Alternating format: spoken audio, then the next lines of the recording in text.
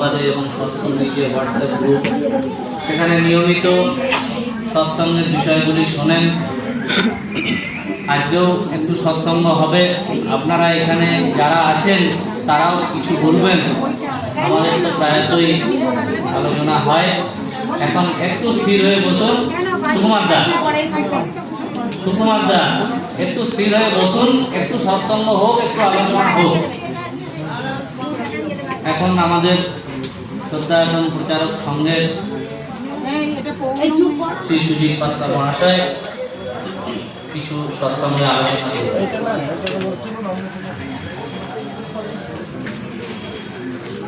ওম সত্যম। আজকে এই বনমালীপুর সত্যায়তনের ৭৮তম বার্ষিক উৎসব অক্ষয় তৃতীয়ায় অনুষ্ঠিত হচ্ছে।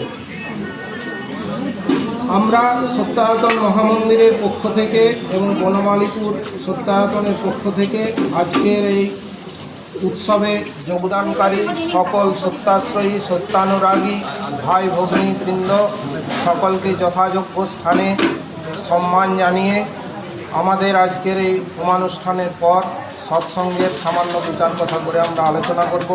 আপনারাও কেউ কেউ অংশগ্রহণ করুন এতে, তাহলে জিনিসটা আরও ভালো হয়ে উঠবে।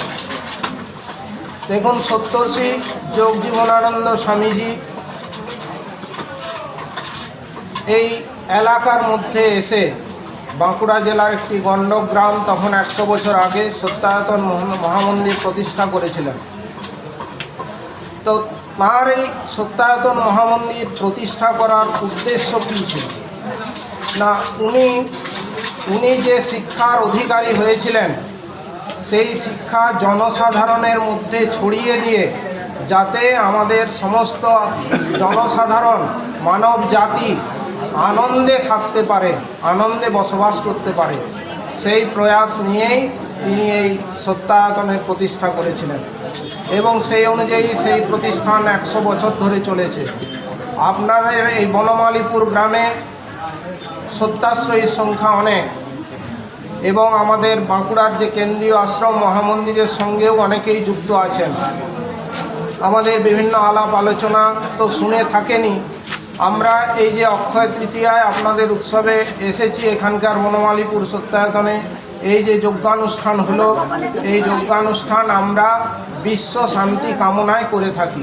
কোনো একক ব্যক্তিগত কারো মঙ্গল কামনায় নয় এই অনুষ্ঠান। আমাদের এই হোমানুষ্ঠান আমরা সারা বিশ্বের মঙ্গল কামনা করে আমরা করে থাকি। সুতরাং আমাদের এই যজ্ঞানুষ্ঠানে সবাই অংশগ্রহণ করবেন এবং বনমালীপুর গ্রামের মধ্যে এত সত্যাশ্রয়ী আছে, সবাই অংশগ্রহণ করে এই যে বনমালীপুরে একটি আশ্রম আছে সত্যায়তন, একে সবসময় উজ্জীবিত রাখবেন, আমাদের এই আশা। আমরা তো মাঝে সাঝে আসবই। এবারে সপ্তর্ষি যে পথ প্রদর্শন করেছেন আমাদেরকে আনন্দে থাকার, তার এই সত্যায়তন গঠনের মূল উদ্দেশ্য দুটি: সত্য নির্ধারণ করা আর সত্যের প্রচার করা। সত্য নির্ধারণ করা, সত্য কি, ওনার একটাই উদ্দেশ্য, সত্যকে নির্ভর করে চলা, সত্যকে আমরা যেন কোনো মতেই না ছাড়ি।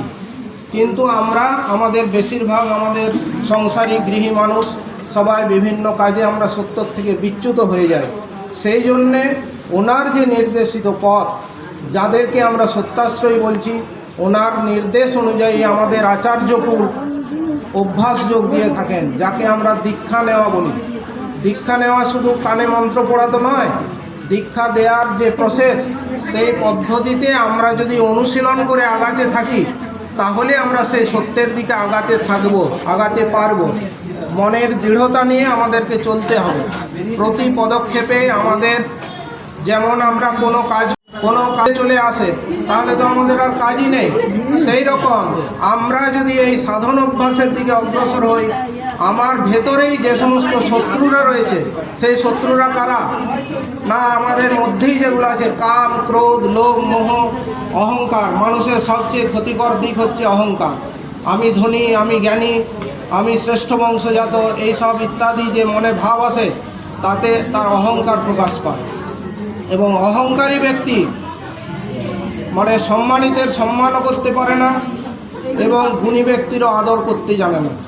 সুতরাং এই যে অহংকারী ব্যক্তি আমি সব থেকে বেশি জানি, তাহলে কিন্তু আমাদের এই গন্তব্য পথ, আমাদের যে সত্যের পথে চলা, সেটা কিন্তু জটিল হয়ে উঠবে। সেই জন্য ওনার যে অভ্যাস যোগ, সেটা আমরা গ্রহণ যারা করেছি তারা অন্তত সেই পথে অনুশীলন করে যাতে আমরা এই যে বাধাগুলো, সেই বাধাগুলো অতিক্রম করতে পারি, তারই সাধনা আমরা। যদি সব অনুকূলে চলে আসে তাহলে তো আর কোনো কাজ নাই মানুষের, সবই যদি ঠিকভাবে হবে, যাই কাজ করতে যাব তাতেই বাধা। সুতরাং আমরা এই যে এখানে সমবেত হয়েছি, শুধু হোম করলাম, হোম একটি বহিরঙ্গ উপাসনা, এটি একটি অনুষ্ঠান মাত্র। এই হোমটি দিয়ে কিন্তু আমাদের আত্মিক উন্নতি হবে না। আত্মিক উন্নতি, নিজের দিকে নিজের দৃষ্টি ফেরানো, নিজেকে উন্নত করা, জ্ঞানের যে উন্মেষ ঘটানো, তার জন্য কিন্তু আমাদের এই অভ্যাস যোগ, ধ্যান যোগ ছাড়া আমাদের অন্য কোনো উপায় নেই। আমরা সুন্দর বৈদিক মন্ত্র বলে একটি হোমানুষ্ঠান সম্পন্ন করলাম, তার অবশ্যই ভালো গুণ আছে, কিন্তু এইটি দিয়েই আমাদের আত্মিক উন্নতি ঘটবে না।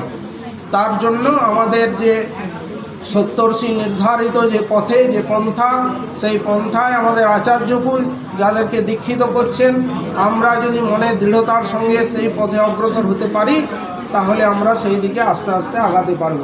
এটা কোনো একদিনের কাজ নয়, ধৈর্যচ্যুতি ঘটলেও চলবে না। আমাদের সবসময় ধৈর্য সহকারে এগিয়ে যেতে হবে।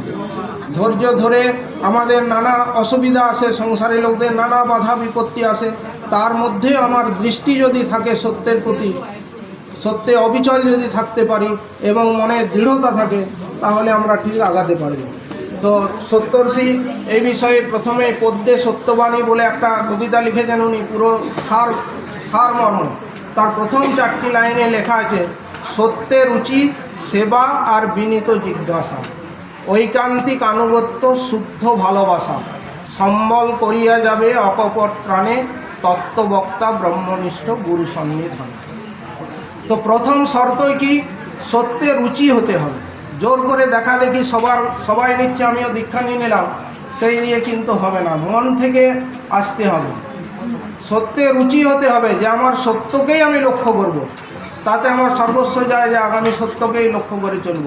এই মনের দৃঢ়তা যদি আমাদের থাকে, সত্যের রুচি, সেবা আর বিনীত জিজ্ঞাসা। সেবাটা কীরকম না, গুরুর সেবা মানে পদসেবা, পা টিপলাম, তেল মাখিয়ে দিলাম, এই সেবার কথা বলা হয়নি এখানে। এখানে বলা হয়েছে গুরুর যে নির্দেশিত পথ, উনি যে পন্থা দেখালেন যে তুমি এইভাবে অনুশীলন করো, তাহলে তুমি অভীষ্ট লক্ষ্যে পৌঁছাবার দিকে অগ্রসর হবে, সেইটিকে ঠিকভাবে পালন করাটাই হচ্ছে গুরু সেবা। তার যে কথা, তিনি যা বলবেন সেইটাকে বেদবাক্য মনে করে ঠিক তা পালন করা, সেটাই হচ্ছে গুরু সেবা। এখানে পদসেবা বা শারীরিক কোনো সেবা করার কথা বলা হয়নি। আর জিজ্ঞাসা থাকবেই, যদি আমরা কেউ এই সাধন পথে অগ্রসর হই, সাধনা করতে গেলে নানা প্রশ্নের উদয় হবে মনের মধ্যে। সেই প্রশ্নগুলো আমরা কার কাছে করব? যার কাছে দীক্ষিত হয়েছেন, যার গুরু যিনি, বা তার গুরু যদি না থাকেন, বর্তমান যিনি আচার্য থাকবেন, তার কাছে আমরা সেই জিজ্ঞাসা নিয়ে যাব। সেই জিজ্ঞাসাটা কেমন হবে? বিনীত জিজ্ঞাসা, কোনো দম্ভ অহংকার প্রকাশ করে নয়, বিনীত জিজ্ঞাসা। আর ভালোবাসা থাকতে হবে, ঐকান্তিক আনুগত্য, শুদ্ধ ভালোবাসা। আনুগত্যটা কেমন? একবারই ঐকান্তিক আনুগত্য হতে হবে, যে তিনি যা বলেছেন আমার কাছে সেটাই শ্রেষ্ঠ, কোনো রকম প্রশ্ন আমার মনে আসবে না, যে উনি যে নির্দেশ দিয়েছেন সেটাই আমি পালন করব। আর প্রশ্ন এলে তো আমি বিনীতভাবে জিজ্ঞাসা করে জানবো, সুতরাং সেই কথাটাকে মেনে নিয়েই আমি চলব।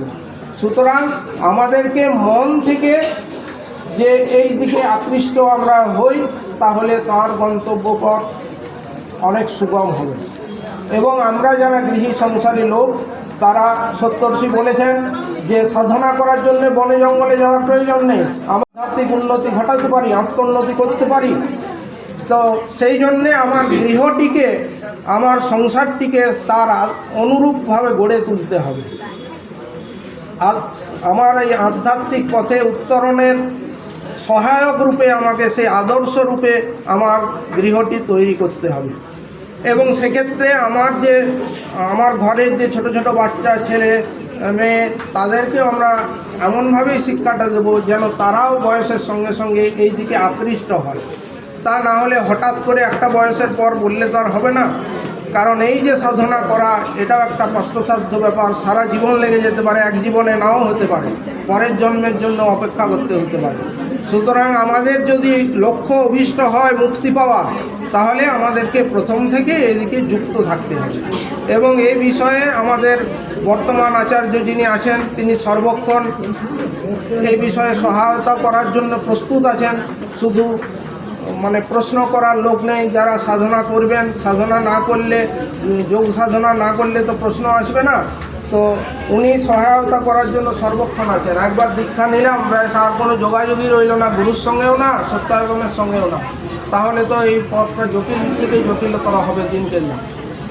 সুতরাং আমরা যারা এই পথে এসেছি তারা সবাই যেন আমরা সপ্তর্ষির সেই নির্দেশিত পথ অনুসরণ করে নিজস্ব আত্মিক উন্নতি ঘটাতে পারি এবং সত্যের পথে থাকতে পারি, সেই দিকে আমরা সবাই নজর দেব এবং গুরুত্ব দেব। সপ্তর্ষি মহারাজের লেখা অনেকগুলো বই আমাদের আছে, তার মধ্যে সাধারণ একটি উপদেশাবলীর বই হচ্ছে জীবন পথের আলো। তো জীবন পথের আলো আমাদের গৃহী সংসারী যারা, তাদের প্রতি মুহূর্তে সবসময় কাজে লাগবে। সবাইকে অনুরোধ করব জীবন পথের আলো একটি করে অবশ্যই কিনবেন এবং এটি পড়বেন। জীবনের এমন কোনো উপদেশাবলী নাই যেটা আমার সংসারে কাজে লাগবে না। এবং যদি ওনার এই জীবন পথের আলো চটি বইটির উপদেশগুলি যদি আমরা অনুসরণ করে মেনে চলতে পারি, তাহলেও তাকে অবশ্যই আদর্শ মানব বলা হবে, কোনো ভুল নেই তাতে। কিন্তু উনি বলেছেন যে নীতি কথা শুধু জানা থাকলে চলবে না। আমি বই পড়ে মুখস্থ করে নিলাম নীতি কথা, কিন্তু আমি কার্যক্ষেত্রে তা করতে পারলাম না, তাহলে কিন্তু কোনো লাভ নেই। কার্যক্ষেত্রে সেই নৈতিকতাকে ফুটিয়ে তুলতে হবে। ওনার যে নীতির কথা উনি বললেন, সেটা যেন আমরা কার্যক্ষেত্রে প্রকাশ করতে পারি। শুধু বই পড়ে মুখস্থ করে নিলাম, সেই সাঁতার কাটার নিয়ম মুখস্থের মতো, জলেই নামলাম না, তাহলে কিন্তু হবে না। ওনার যে উপদেশাবলী আমরা পড়লাম, জানলাম, জীবনে প্রতিটি ক্ষেত্রে আমরা কাজে লাগাবো। সবসময় স্মরণে রাখতে হবে যে উনি এই বলেছেন, তাহলে তো এটা আমার ভুল হয়ে যাচ্ছে, এটা করা ঠিক নয়।